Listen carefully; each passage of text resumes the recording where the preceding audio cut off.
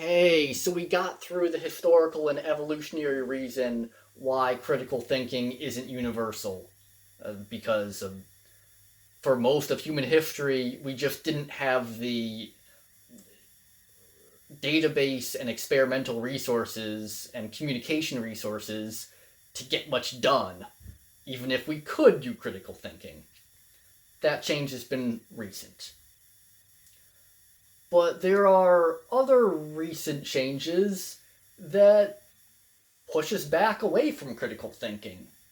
One of them is postmodernism, or relativism, subjectivism. The idea that what's true for me may not be true for you.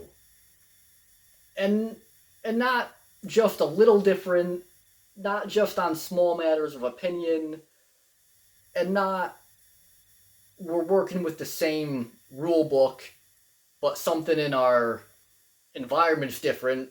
So if we switch places, our answers would switch too, because our situation switched. Not just little things like that, but in general, that there sort of is no truth. Or that all truth is very subjective and varies too much from person to person for us to make universal conclusions. That's a popular philosophical perspective in the past century. But if you take that to its logical conclusion and take it completely far, well, then we say, oh, we can never know anything about anything. I can never know what another person thinks or how things work in another culture. I can't judge. I can't communicate. We don't know. And that's generally pretty depressing. Also, it might be completely logically wrong. Let's try it. I don't have the book here, but this is pretty much coming out of Stefan Molyneux's universally preferable behavior. If you want a better explanation of what I'm going to try to do, go read Stefan Molyneux's universally preferable behavior. He's a pretty cool contemporary philosopher. Little weird sometimes, but come on, he's a contemporary philosopher. Of course he's got to be a little weird. But we'll try it. It's a play. Relativism is true. Well, that's just your opinion. Well, maybe relativism is true for you, but not for me. But something being true for you and not for me is an example of relativism.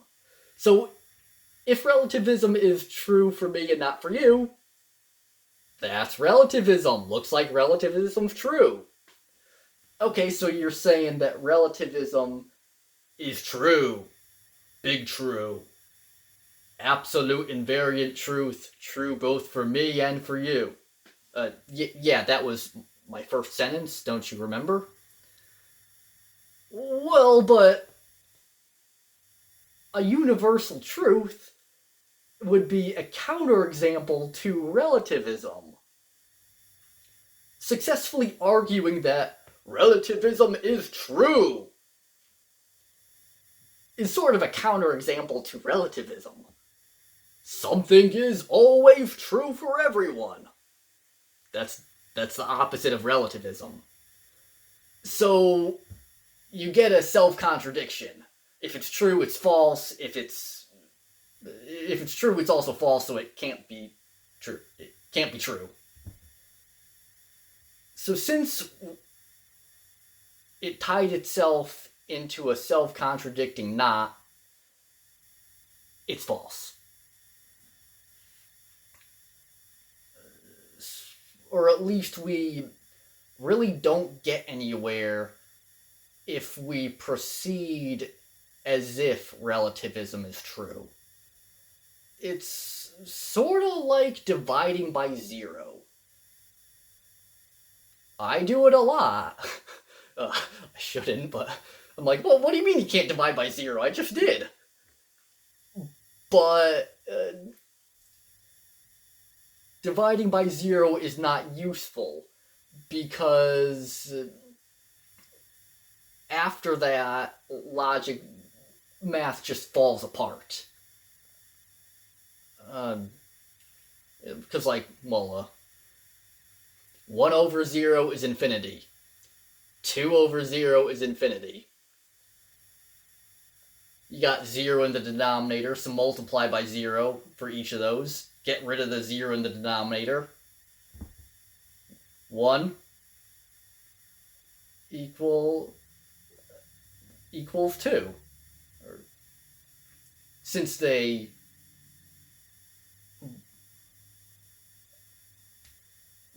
were both tied to infinity. But wait a minute, no. If 1 equals 2, then we don't have numbers anymore. Bad things happen when you divide by 0. And in verbal logic, the same kind of mess gets generated when we assume that subjectivism is true. You can do it, but you can't really get much further after you do it. Which is why my math professors keep telling me to not divide by 0. Just the rest of the lines don't work after that.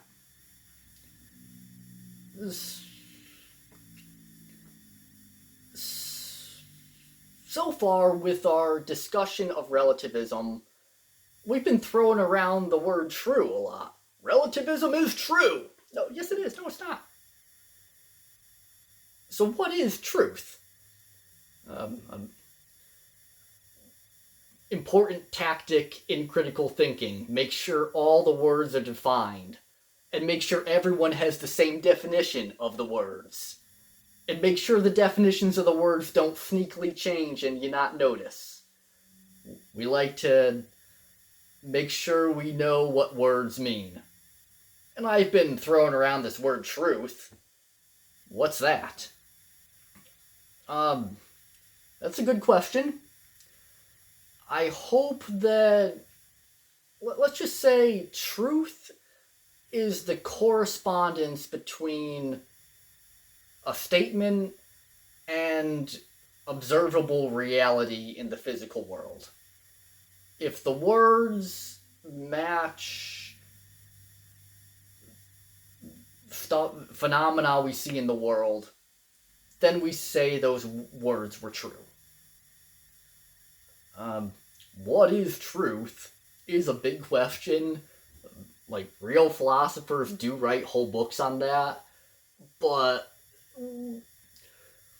this course is complicated enough. So I hope everyone will be okay with going the easy way of just saying truth is the correspondence between the statement or belief and physical observable reality.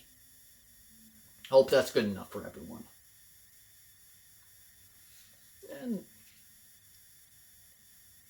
And now that we've gone hunting the sacred cow of relativism, it's starting to feel like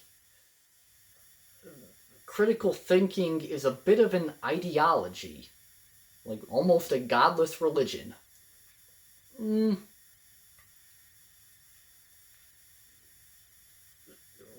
As if critical thinking is almost a dogma. Replace the word dogma with doctrine, and I'll agree with you. And I'll explain the title of the book. The Anti-Dogmatism Doctrine. A lot of D's and a lot of big words, but it sort of rhymes.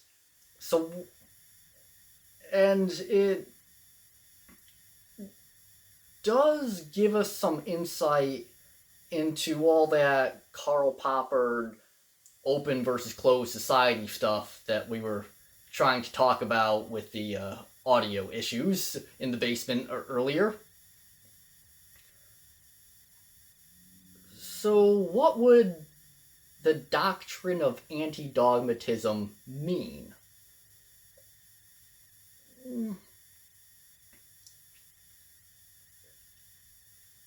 it would mean, well, what's a dogma? It's a very important specific belief. Yep. Whenever something's confusing, a good place to start is by defining the words in that monster of a sentence. Okay, dogma, it's an essential belief. We're sure it's true. If you think it's not true, there's something really wrong with you. It's a belief, an important one. Now, what about a doctrine? In actual religious vocabulary, doctrine is just a less important dogma, but that's not helpful. I'm going with doctrine in the sense of a legal doctrine, political doctrine, military doctrine. Let's look at the Monroe Doctrine.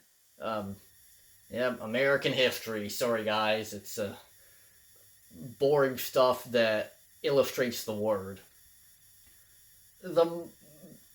If we go far back enough in history, America didn't try to police the whole world. At one point, we only tried to police half the world, North and South America. Further back in history, we were a rogue British colony. We were just trying to survive. We didn't really police anywhere. But at some point around the year 1900, we made the switch from not really policing stuff to policing just half the world. This side of the world is ours and Europe should stay on their half of the world, was called the Monroe Doctrine. Okay, well, who Monroe was is not important. The important thing is the word doctrine in the name. And the idea of that doctrine was that America's the hegemon and policeman of the Americas. North America and South America.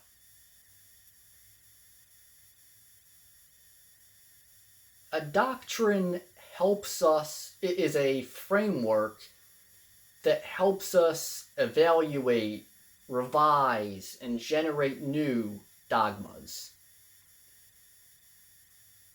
Like if, let's say, Poland, a European country, tried to establish a colony in Patagonia, at the southern tip of South America. The Monroe Doctrine would guide U.S. policymakers in how they should respond. Nope, Poland, it's a European country, but Patagonia's in the Americas. Nope, the Poles shouldn't be touching it. We're going to invade Poland, or at least give guns to Patagonians. Maybe bad ideas, maybe good ideas, but they are ideas generated by the Monroe Doctrine, so a dogma for that specific situation. And notice that the Monroe Doctrine never mentions Poland, never mentions Patagonia, never mentions the two things we're working with, but still allows us to generate a position on Poland-Patagonia issues. The doctrine is an algorithm for generating dogmas. So, now that we know what the two words mean, anti-dogmatism doctrine. An outlook of anti-dogmatism. A general worldview of being skeptical and taking apart any old, firmly held beliefs. And that defines the open society. So you could say that an open society is a society that embraces the doctrine of anti-dogmatism. whereas closed societies have other values. Of course, that's a lot of D's, and the anti-dogmatism doctrine was a term that I made up. And in general, we like to stick with words that other people know about.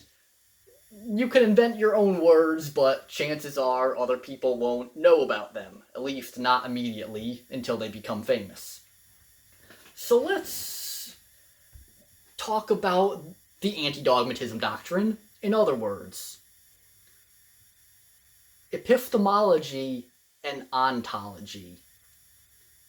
Okay, they're two big Greek words, but they're important terms in philosophy. I know they're big, but if you come to understand them, one, you look smart if you can throw those words around. Most native English speakers can. You'll look smarter than a native speaker. Not hard to do. Look at how bad at English I am. And also, understanding those two things will help you navigate issues better. Like just last semester, I usually tried to ask my classmates, hey, what are you doing in your other classes? What are you doing here? What can we talk about? And at one point they had the Scopes monkey trial. I'm like, what? That's more obscure than the Monroe Doctrine. Are they really making you deal with that? I know that, but I grew up in America and had to take American history. And even then it sounded old and obscure. So I was wondering, why is that trial so famous that it's gotten into American history books and apparently is something that is worthwhile for study by foreign students studying little American history. Officially, the case is about whether some teacher in a school should be teaching Darwinism or the Bible. Two different versions of ancient history and how humans got to be on Earth. Which is a question of ontology. But implicit in that is a question of epistemology. How do we decide? How do we know? Do we, as a society, agree that what it says, that we go by and teach what it says in an agreed upon holy book? Or do we go by what some scientists said it looks like the world physically looks like? Textual evidence? Or the real observation of the world, at least by experts? Two different methods for arriving at what we know. What we know? That's 3 words, gets awkward in English sentences, so we pick the Greek word for it. We code switch. Ontology is what we know. How we know what we know. How we know is epistemology.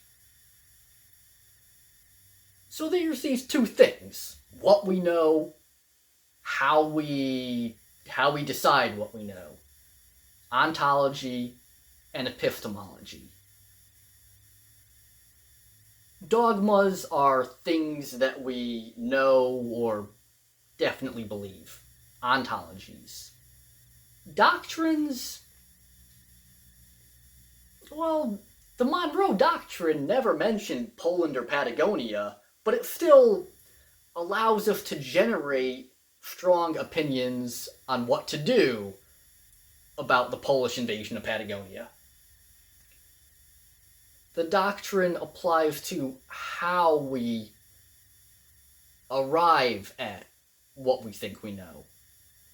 A doctrine applies to epistemology. So the anti-dogmatism doctrine is an epistemology of constantly questioning our ontologies. Do we really know that? How do we know that? Let's rehearse how we know, because do we really know that?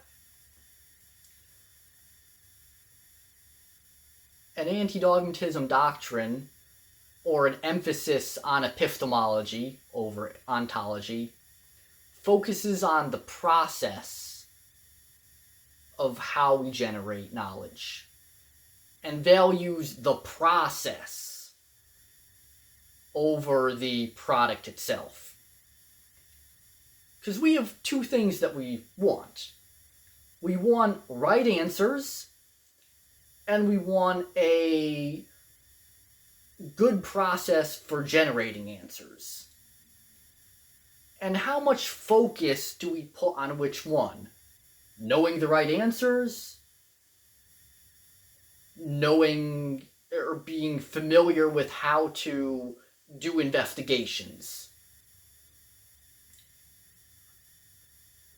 Being a good investigator? Or knowing the rulings and the answers? Ideally, we want both, but where do we put our relative focus? You could define an open society, or a culture of critical thinking, as one that focuses on epistemology over ontology, cares more about the process of how you got to the answer. And what the answer is secondary. If your process is great, the answer should take care of itself.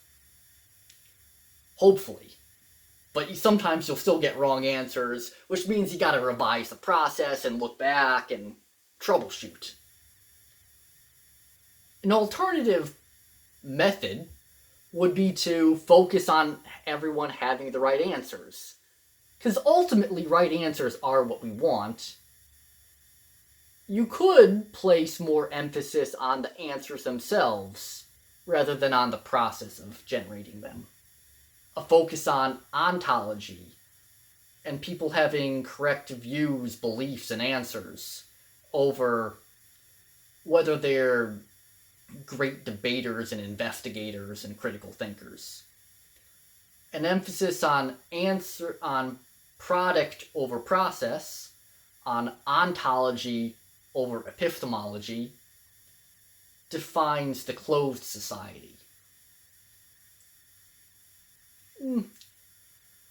Which one is better is immaterial at this point. You're all good critical thinkers. You can decide that for yourselves. But critical thinking itself is the ethos championed by the hypothetical open society. Not exactly sure which societies are most open. That's a debatable matter. But the theoretical open society is the culture of critical thinking, which could be defined as valuing epistemology, how we know, or how we got to know, over ontology, what we ultimately decide.